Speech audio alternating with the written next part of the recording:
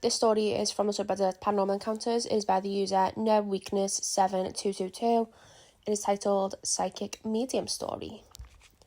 I, 20 female, am a generational psychic medium, trained with a very experienced psychic medium for several years before starting my own practice. I wanted to share a story that happened a few years ago and was my first big encounter. In 2021, the ex that I was dating at the time was super interested in what I practice.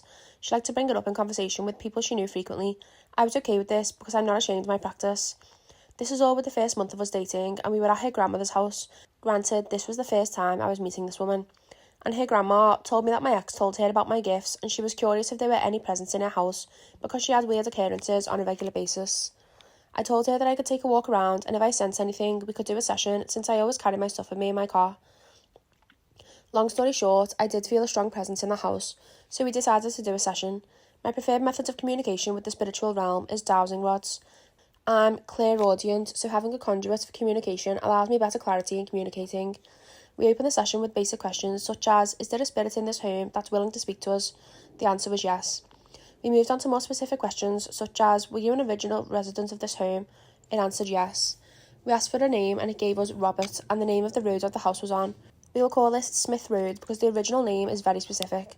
As we spoke with Robert Smith, the ex and the grandma were asking their share of questions while I tuned in to see if anything was to be heard through my clairaudience.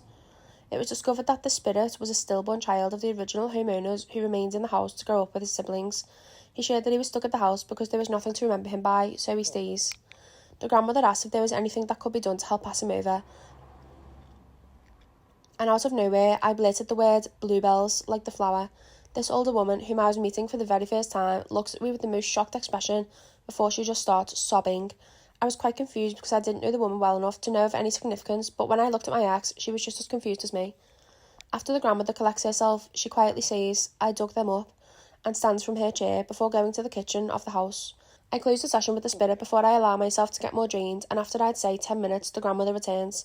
She hands me an old local newspaper from decades of past, and the front article is titled The Bluebells of Smith Road, and was basically a story about a man who came from a different state because his mother told him the story of a farmer's wife who planted bluebells at their now grandmother's house and how they spread through the entirety of the ditch along the road.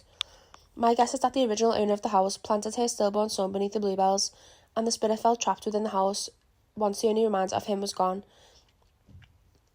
I told my ex's grandmother that she should plant some bluebells somewhere on the property.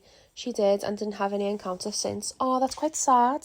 I feel sad on this little guy saying there's nothing to remember him by, so he stays. You would think that would be the opposite.